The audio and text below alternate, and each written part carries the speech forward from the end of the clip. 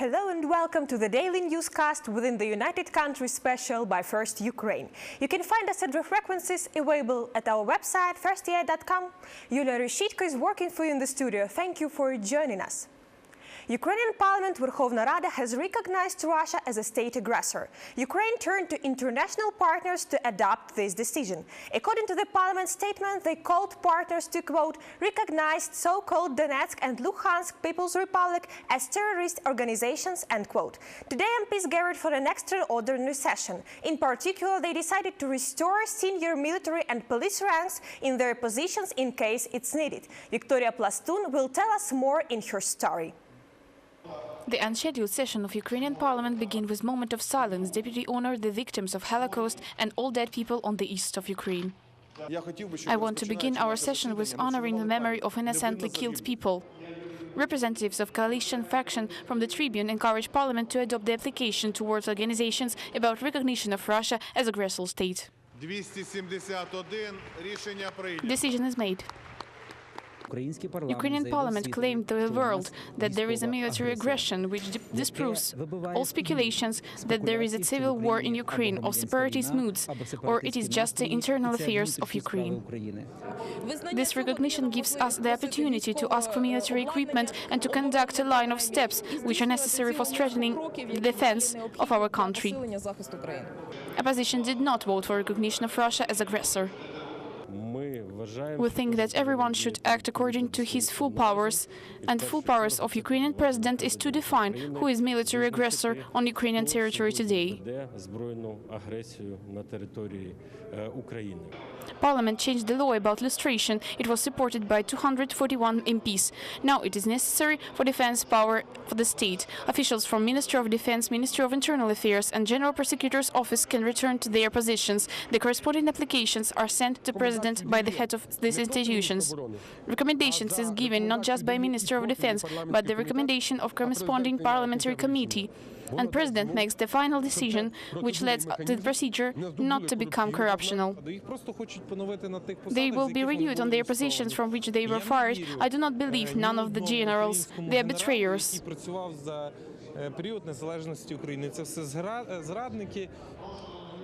Verkhovna Rada has adopted governmental law in the first reading, according to which the highest administration court can recognize Donetsk and Lugansk People's Republics as terroristic organizations by the simplified procedure. Law gives such force to NSDC also. Alexander Prozorov, Vadim Timofeyev, Victoria Zabian, First Ukraine.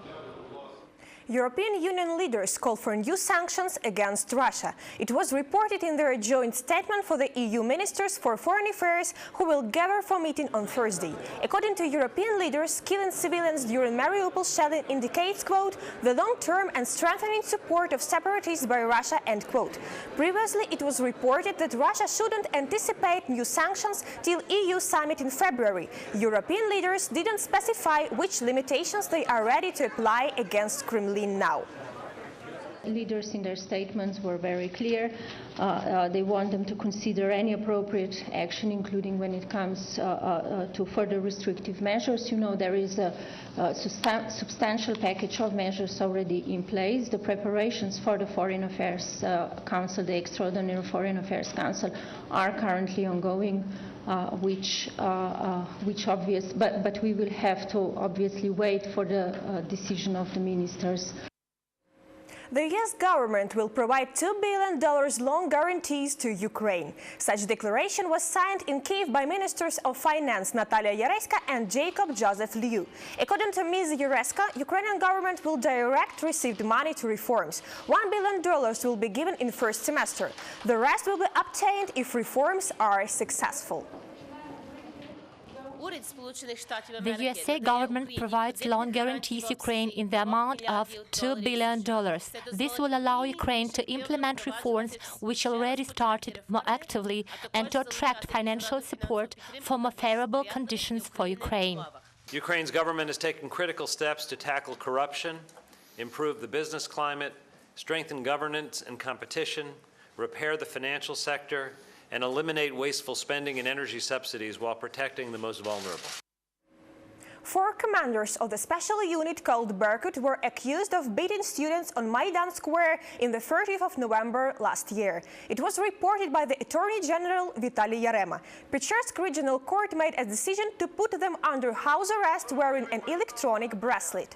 The case was investigated under the articles of unlawful interference with rallies and abuse of power with the use of physical violence. According to the Attorney General, law enforcement actions caused 38 people to be injured. In general, more than 80 people suffered.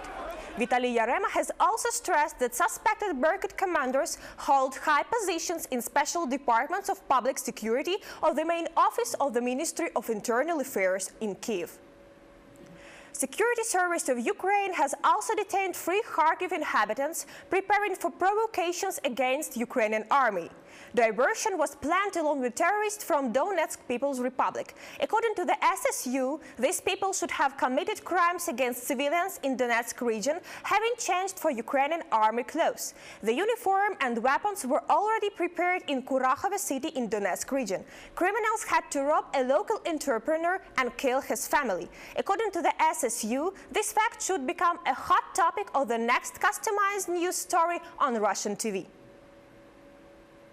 Odessa police excluded the explosives, weapons and bombshells from Transnistria citizens during the special operation. According to the regional police department, 3 detained people are accused of performance of contract killings, kidnappings and bombings in Odessa region. The special operation was conducted near one of Odessa markets. According to witnesses, investigative action lasted for 4 hours. All this time, detained were held with bags on their heads. Now they are in detention center. Investigators and prosecutors required to choose for detained such a preventive measure so that they couldn't post bail and be free. Was detained a group of foreign citizens who is responsibly suspected of committing a series of explosions and other very serious crimes committed on the territory of the region of Odessa and Odessa region. Seized a large quantity of explosives, firearms and drugs. Yesterday was the 70th anniversary of death camp prisoners' release. Poland came to honor the victims of the Holocaust. Presidents, prime ministers, delegates from different states gathered in Auschwitz. Petro Poroshenko was among them. Living witnesses of developments happened 70 years ago also arrived. Ukrainian Front Army soldiers used to release the fated. When the Soviet soldiers entered the concentration camp, there were only several thousands alive people. The details are in our next story. On the Holocaust Remembrance Day, people should come first, not politicians. This is how it was decided in Poland. That's why today, under the sign "The work makes you free," the hundreds of former captives of Auschwitz went first, and only later official envoys of different countries, presidents and prime minister joined them. In particular, the Ukrainian leader Petro Poroshenko. Among the officials, only President of Poland Bronisław Komorowski made a speech. Poland serves as a guardian of memory of Auschwitz. What does it mean to us? It is, above all, the memory about the suffering, about the wounded and offended, about those who suffer still now, about the ones that still hurt. Former captives shared their thoughts and memories about Auschwitz. This place for us is the bottom of a hell. I'm still afraid of it. I'm recalling its terrible pictures. People's legs, skinny leg sticks, dirty rags instead of clothes, dark faces. Those figures had nothing that looked like people, only fear, hunger and death were there. Vladimir Putin commemorated the day of the manumission of Auschwitz in his own way. Not in Poland, but in Russia, he visited the Jewish Museum in Moscow. The head of president administration Sergei Ivanov went to Osventim. Auschwitz-Birkenau, known as Osventim, worked since 1940 till 1945. During this time, fascists annihilated 1,400,000 people. Among tortures, the majority was Jewish people, Polish people, Gypsies, and representatives of different nations, in particular captives from the Soviet Union. The camp was liberated on the 27th of January of 1945 by troops of the 1st and 4th Ukrainian fronts. Lisa Krasnul, Alexander Samolenko, First Ukraine. It was the United Country newscast by First Ukraine. You can find more details at our website firsta.com. Yulia Reshitko was working for you in the studio. We wish you only good news. Take care and goodbye.